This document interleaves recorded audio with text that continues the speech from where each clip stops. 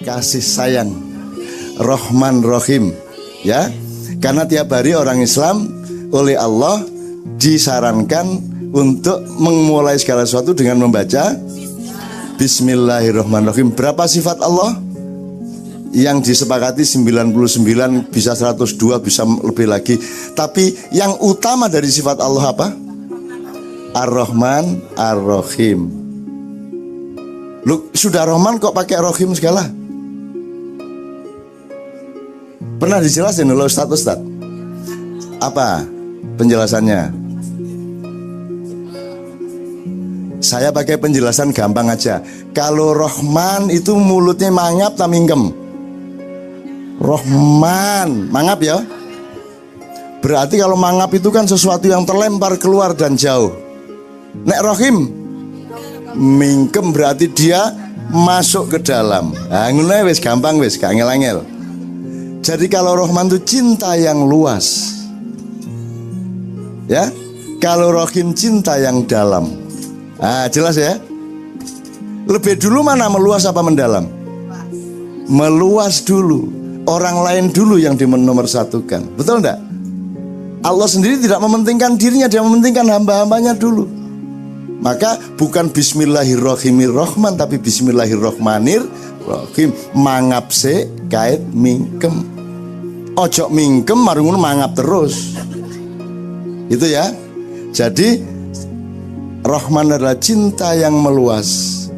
Kalau orang modern menyebut cinta horizontal. Kalau Rahim cinta yang mendalam atau cinta vertikal. Loh, mendalam kok vertikal? Loh, gimana sih? Garis ke dalam ini kalau diterusin keluar kan satu garis dengan vertikal. Jadi vertikal itu kan menembus dari Allah sampai Allah. Kan gitu. Nah, jadi ini ada Pak Aliang, ada teman-teman dari Kristiani ya. Mereka juga sangat menomorsatukan ajaran kasih. Di sini kita bertemu di dalam hal yang sama, di dalam dimensi yang sama, yaitu cinta kasih. Bahkan teman-teman Islam mulai hari ini menyadari bahwa cinta itu ada manajemennya. Cinta itu tidak hanya mendalam dan meninggi, tapi cinta itu juga harus meluas. Jadi terapannya misalnya gini, tidak bisa kau mentang-mentang dekat sama Allah, alim terus wiritan, ngaji terus, sembahyang terus, gak nyambut gawe. Bener gak itu? Kalau Rahim dok kan wiritan, Allah insyaallah, Allah, gak nyambut gawe. Jadi orang harus horizontal, harus vertikal sekaligus.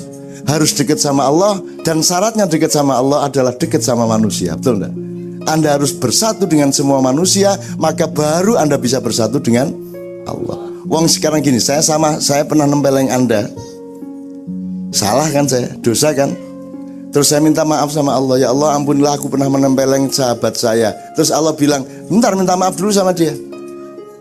Kalau Anda tidak maafkan saya, Allah tidak memaafkan saya. Betul enggak? Jelas ya? Nah, jadi begitu pentingnya Rahman baru Rahim. Jadi saya menjawabnya hanya beberapa dimensi Pak Rich, kira-kira yang bisa difahami teman-teman dan langsung bermanfaat. Intinya sederhana bahwa tasawuf itu tidak hanya dibutuhkan oleh semua orang Islam, tapi dibutuhkan oleh semua manusia, yaitu meneliti dirinya sampai ke tingkat yang paling rohaniah gitu. Oke, kira-kira seperti itu. Yang ketiga siapa tadi ya? Setelah Pak Rich tadi siapa? Sudah cukup. Pak Rich kedua, yang ketiga tadi ISIS tadi ya. Ini nanti saya kasih tahu secara pribadi ya Mas ya. Kalau nanti sudah dirasakan gak karuan. Terus pokoknya aja pusing sampean. Soal ngunung-ngunung, tenang aja sampean. Sampean dituduh kaum radikal.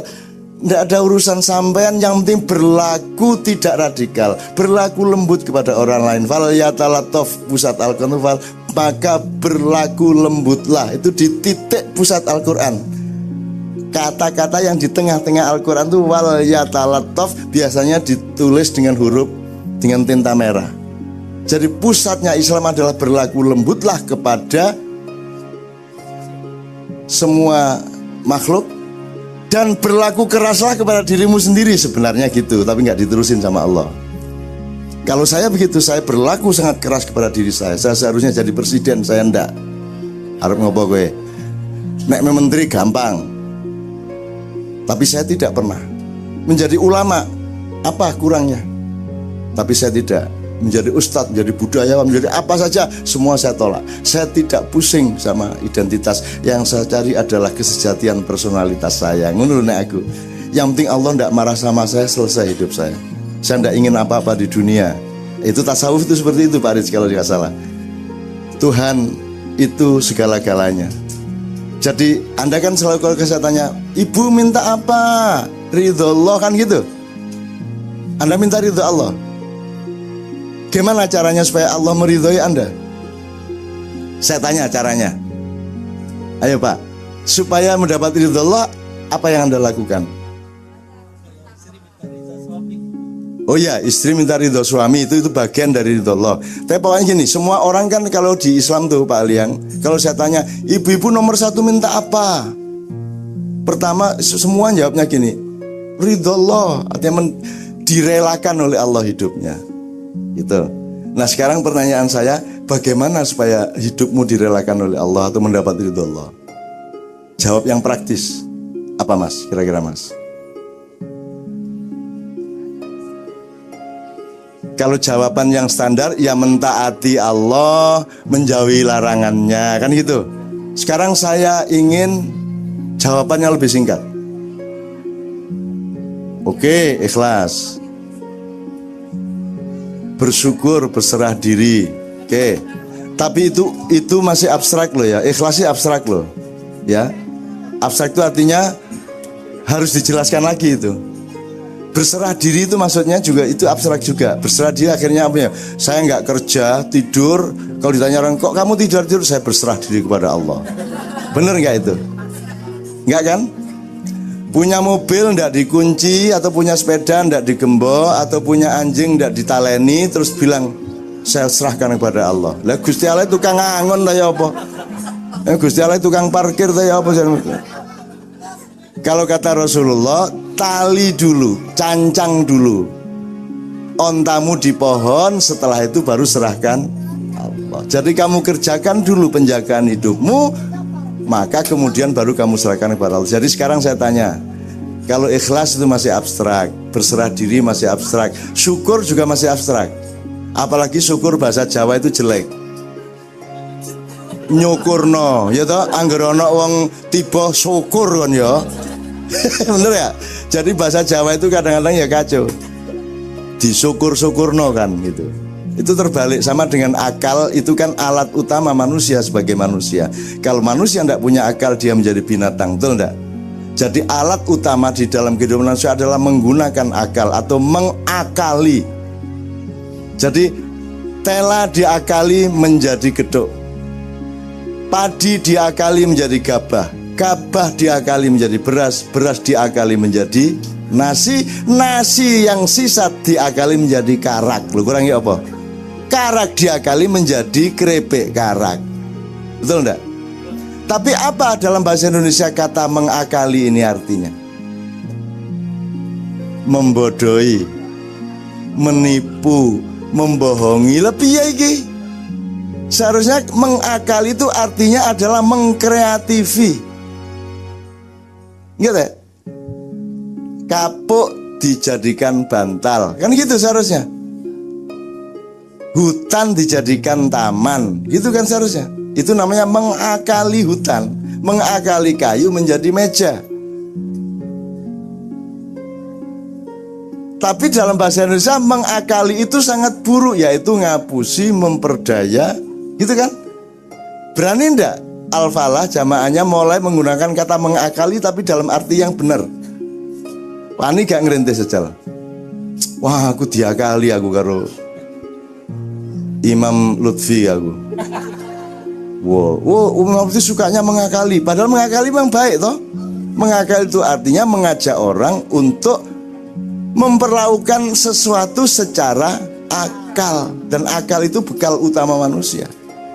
Oke, kira-kira gitu. Oke, Bapak sekalian saya tanya sekarang, waktunya kepada. Oh masih panjang waktunya. Oke. Ya,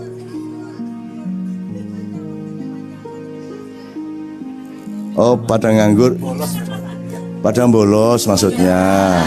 Alah ngono kok ngaku tarere. Nek wong Jawa itu gitu, wong Jawa iku ngene, ya gunane sekolah iku cek iso bolos rek. Aku gelem nyambut gawe asal ya oleh bolos sekali-sekali. Wong Jawa niku ngoten niku. Nek dijek kono gak mikir sih kon lesu aku tengku. Nek nesu gak iso mikir begitu wareg. Aras-arasen mikir apa doae.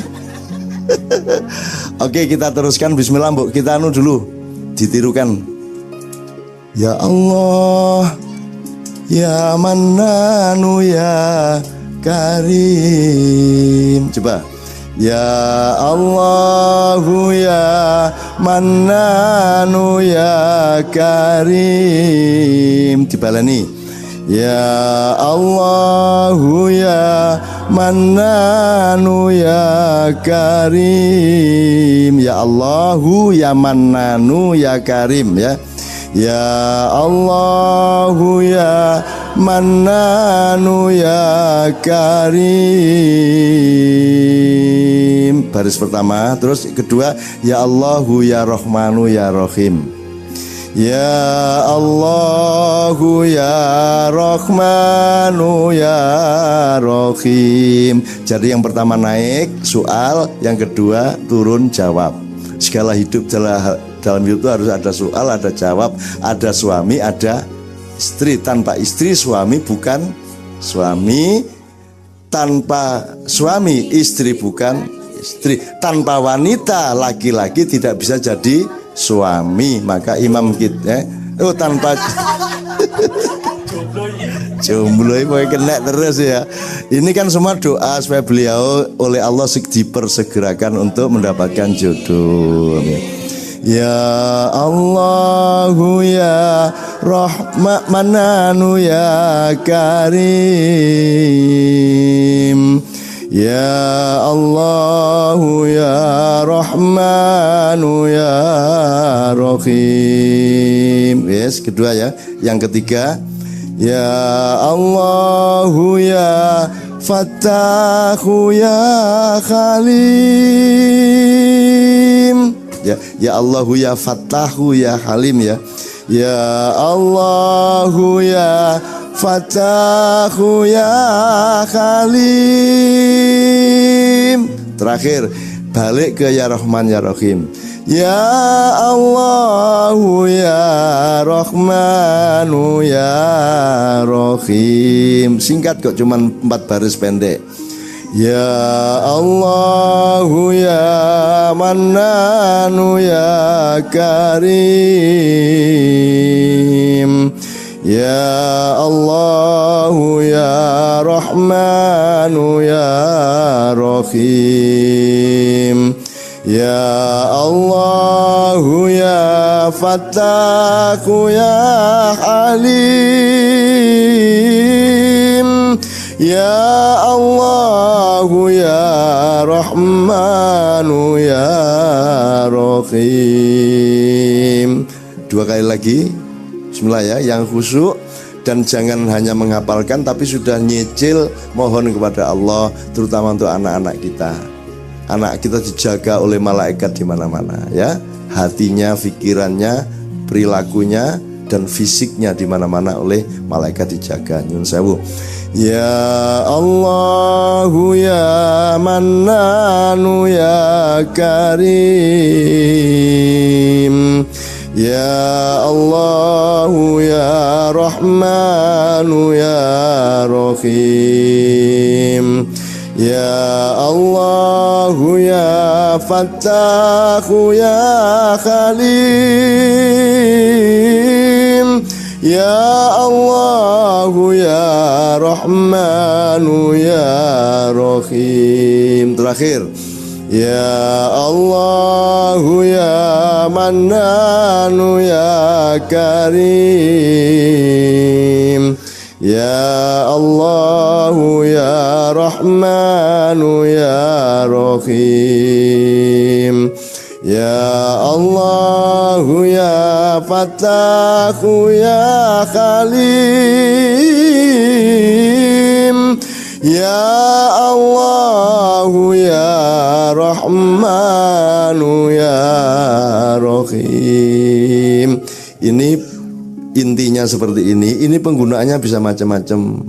Bisa pengajian seberapa jam, terus mulai si imam ya Allah gitu kabeh melo, utawa tartil ngaji misalnya ada acara hari Minggu misalnya khusus ngaji, ono sing gantian ngaji di depan, tartil aja ndak usah qiraah, diselingi ya Allah misalnya Bismillahirrahmanirrahim. Alhamdulillahirrahmanirrahim. Maliki yaumiddin. Iyyaka na'budu wa iyyaka nasta'in. Ihdinas siratal mustaqim. Siratal ladzina an'amta 'alaihim ghairil maghdubi 'alaihim waladdallin.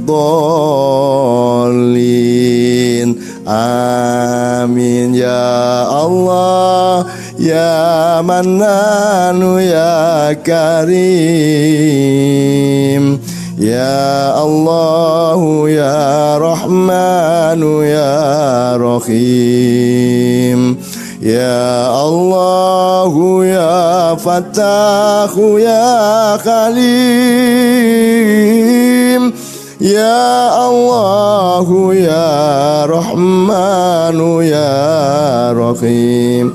A'udzubillahi minasyaitonir rajim. Ar-Rahmanu 'allamal Qur'an. Khalaqal insana 'allamahul bayan. Asy-syamsu wal qamaru bi husban. Ya Allah, lho ndak isa ta, Ibu ya.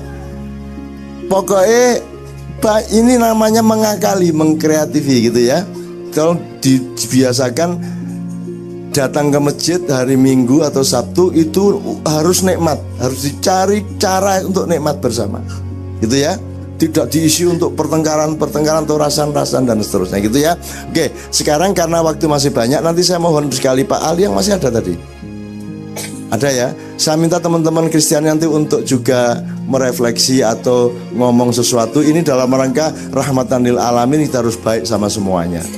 Jangankan sama sesama manusia, sama binatang harus baik, sama hewan harus baik, sama tanaman harus baik, betul enggak? Sama kerikil debu harus baik. Kalau ada batu yang tajam di jalan, Anda singkirkan. Bukan kita menyingkirkan batu, tapi batu itu kita hindarkan jangan sampai dia mencelakakan kaki manusia. Batunya menjadi mulia, kakinya juga menjadi selamat, kan gitu. Islam itu sederhana gitu itu. Sekarang sudah ada yang marah ini karena kurban kambing berjuta-juta disembelih, ada yang tidak tega. Mudah-mudahan semua yang menyembelih kambing pada hari ini mendapat karma dari Tuhan. Ngono sing muring-muring ngono iku. Nah, gini-gini ini Anda harus bisa jawab. Oke, enggak boleh nyembelih kambing. Tit, ya, kalau nyembelih wedhus ya. Dah, semua warung yang urusannya dengan daging kambing tutup. Gak ono sate kambing, ya toh? Gak ono tongseng, apa meneh rek? Gak ono gulai kambing, dah, karena kambing tidak boleh disembelih. Wes, jadi kambing kalau gitu disembelih ndak boleh, kalau gitu dipenjarakan boleh ndak? Kambing ndak boleh, berarti ndak boleh punya kandang kambing, karena kandang kambing itu kan memenjarakan kambing. Ndak boleh ditali, karena tali itu membuat kambing tidak bisa merdeka. Jadi kesimpulannya kambing harus dibiarkan merdeka. Wes, semua kambing di dunia merdeka, mau menyeberang jalan silakan, mau masuk gedung-gedung silakan, ngono karepmu ya. Kalau berpendapat itu kamu simulasi diterusin.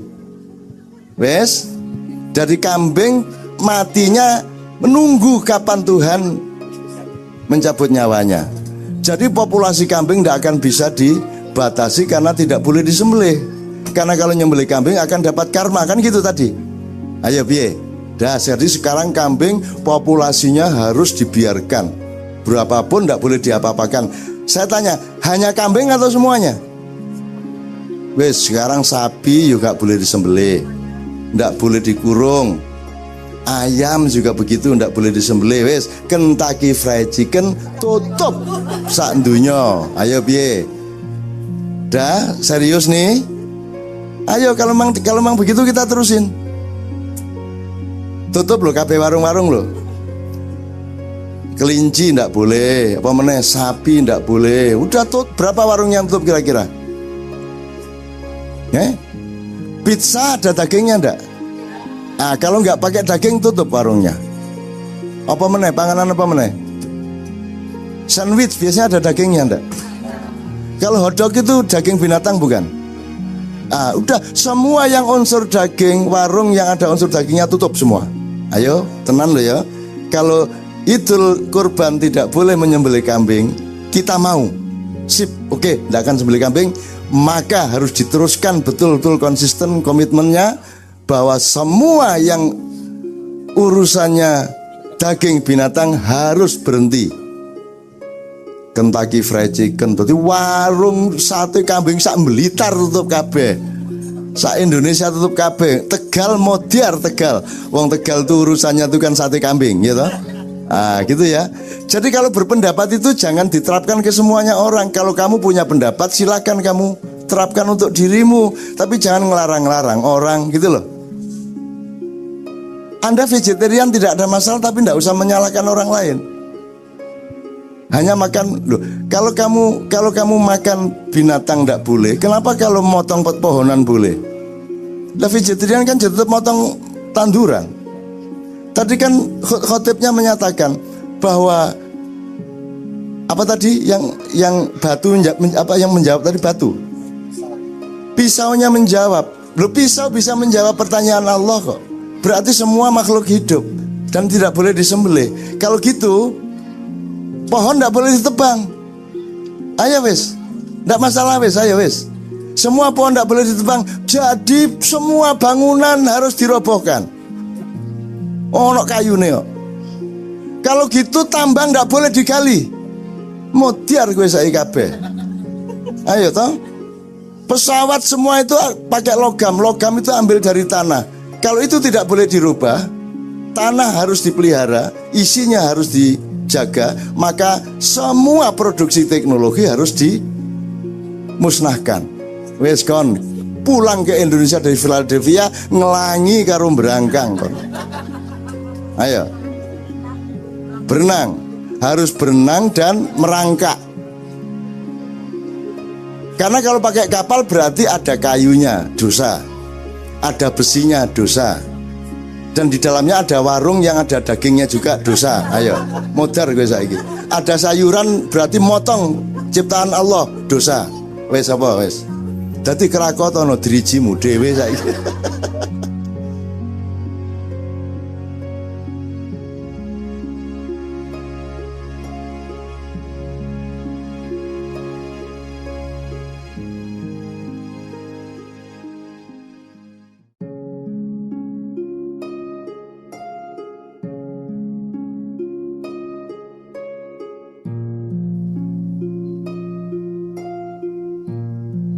Assalamualaikum warahmatullahi wabarakatuh. Rahmatan lil alamin. Nabi Muhammad SAW datang untuk membawa rahmat bagi semua manusia, bahkan semua penghuni alam.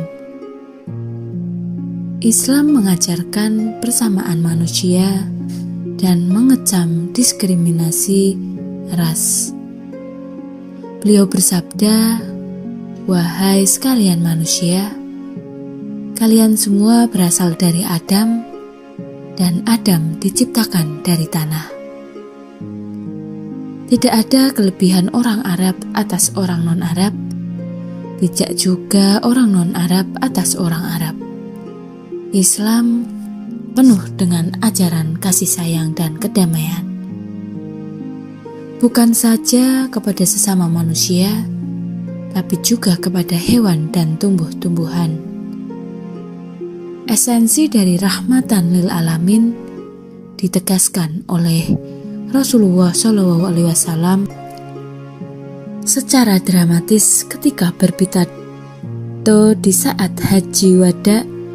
Beliau bertanya kepada jamaah yang memenuhi padang Arafat, "Wahai sekalian umat manusia, tahukah kalian di hari apa, di bulan apa, dan di negeri apa kalian berada?" Semua yang hadir menjawab serempak, di hari suci, di bulan suci, dan di tanah suci.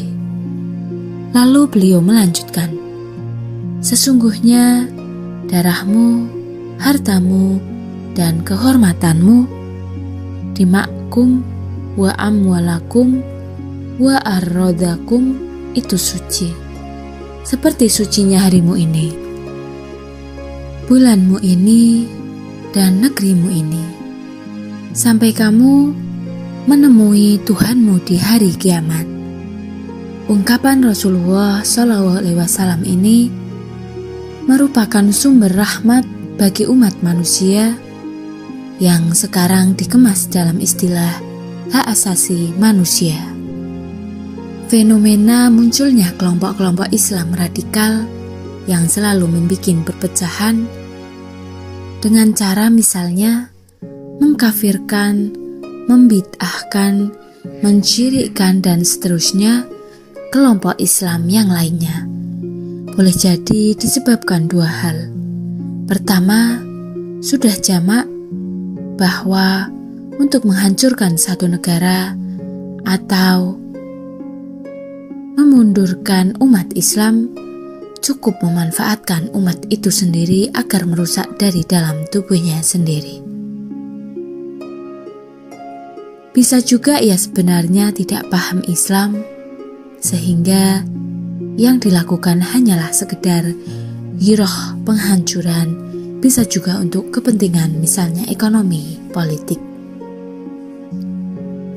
Kedua, bisa juga yang mereka lakukan akibat rendahnya intelektualitas di satu sisi, namun semangat untuk memajukan Islam pada sisi lain, sehingga maksudnya baik namun hasilnya penghancuran. Mereka adalah kelompok-kelompok yang sesungguhnya mencintai Islam, namun karena belum tercerahkan, maka yang ia hasilkan adalah giroh yang membabi buta, sehingga yang muncul hanyalah gerakan mengkafirkan yang lain dan mengklaim hanya tafsirnya saja yang paling benar. Mereka ini bisa jadi kelompok yang tidak mau berpikir kreatif untuk menemukan metode jihadnya dalam lapangan sosial, sehingga yang ia sangka jihad hanyalah mengotak-atik fikih dan ibadah mahdhah saja. Akibatnya mereka hanyalah berislam ketika berada di masjid, pas sholat, atau pada kelompok pengajiannya, namun susah berislam dalam lapangan sosial kemasyarakatan, politik, ekonomi, bahkan berkesenian pun ia tidak mampu menemukan Islam. Dia lupa bahwa masalah agama, tafsir adalah masalah iman yang tidak dapat dirumuskan secara matematis atau diuji secara kuantitatif kualitatif. Mana yang paling benar tafsirnya, padahal Islam itu sesungguhnya sederhana, karena yang harus terlihat adalah output sosialnya. Orang tidak bisa mengklaim paling soleh, paling Islam, paling benar, paling baik moralnya hanya berdasarkan pandangan sepihak. Misalnya, perilaku ibadah mahdhahnya. Mereka yang mengklaim bahwa tafsirnya lah yang paling benar, justru dia sendiri belum Islam. Sederhana saja, karena pada prinsipnya Islam adalah konsep pemasrahan diri kepada Allah agar kita selamat di dunia dan akhirat. Untuk sampai tataran ini, Allah sudah memberi bekal kepada umatnya, yaitu 3 hal: akal, hati, dan syahwat. Akal atau intelektual adalah kata kunci untuk terus mencari Islam, karena sebuah kata kerja, dan syahwat sesungguhnya adalah giroh atau semangat, bisa saja positif, bisa saja negatif, tergantung kualitas akal spiritual kita. Makanya Allah memerintahkan kita untuk mengempan, papankan, memproporsionalkan ketiga hal tersebut menjadi adonan yang lezat. Orang yang sudah berhenti pada tataran kebenaran menurut tafsirnya sendiri, berarti mandek akalnya, mandek pencariannya, sehingga ia akan tertutupi atau kafir. Kalau manusia sudah mengklaim sampai kepada kepastian, maka ia tak ubahnya seperti hewan dan tumbuhan yang notabene berada dalam hukum sunatullah. Sementara manusia diberi akal oleh Allah karena ia dimandati menjadi Khalifatullah. Khalifatullah adalah tataran tertinggi setelah ia mampu melewati tataran lain sebagai insan, Abdullah, abdi Allah. Kalau manusia baru berada dalam tataran manusia, maka yang muncul dalam dirinya adalah masih ego pribadi dan belum menganggap yang lainnya juga bagian dari alam semesta yang harus bersujud kepada Tuhan. Selanjutnya, jika ia sudah sampai kepada pemahaman bahwa dirinya dan yang lainnya adalah bagian dari alam semesta yang harus sujud dan mengabdi kepada Allah, maka ia sudah sampai pada tataran Abdullah. Tataran ini belum sampai pada kesadaran memikul tugas manajemen bumi dan isinya. Barulah jika ia sudah mampu menggunakan akal untuk memayu hayuning bawana atau memanajemen bumi, maka ia sudah sampai pada tataran Khalifatullah. Karenanya, mereka yang mengklaim hanya diri dan kelompoknya yang paling benar dan mengkafirkan yang lain, jangankan sampai pada tataran Khalifatullah, sampai tataran sebagai manusia saja ia belum lulus. Padahal Al-Quran merupakan petunjuk yang jelas untuk menuju tataran Khalifatullah ini. Syaratnya, orang itu harus tercerahkan terlebih dahulu. Orang yang bisa menyentuh Al-Quran adalah orang yang sudah bersih hati dan jiwanya. Bukan saja secara fisik dengan berwudu, namun juga wudu besar yang meliputi pembersihan hati, nurani dan jiwanya. Benar kata Allah, la yamassahuhu ilal mutahharun. Orang yang sampai pada tataran menuju Allah, maka ukurannya jelas, yakni ia pasti akan mencintai, setidaknya menghormati ciptaan Allah. Kalau kita bilang cinta pada istri kita, sementara kita berdurhaka kepada orang tua istri kita dan saudara-saudaranya, pasti cinta yang palsu. Demikian juga kalau kita bilang mencintai Allah, namun menyakiti ciptaannya, maka sudah pasti itu juga cinta dusta. Dan Allah akan marah. Mengapa kau bilang cinta kepadaku, namun kau rusak ciptaanku yang lain? Mereka juga belum sampai tataran Khalifatullah karena untuk sekedar menggunakan akalnya saja tidak mampu, apalagi hati nuraninya. Dan yang terakhir, ia jelas tidak Islam. Bagaimana mungkin Islam kalau tidak rahmatan lil alamin atau masih menyakiti yang lain? Sekian yang dapat kami sampaikan, semoga bermanfaat. Wassalamualaikum warahmatullahi wabarakatuh.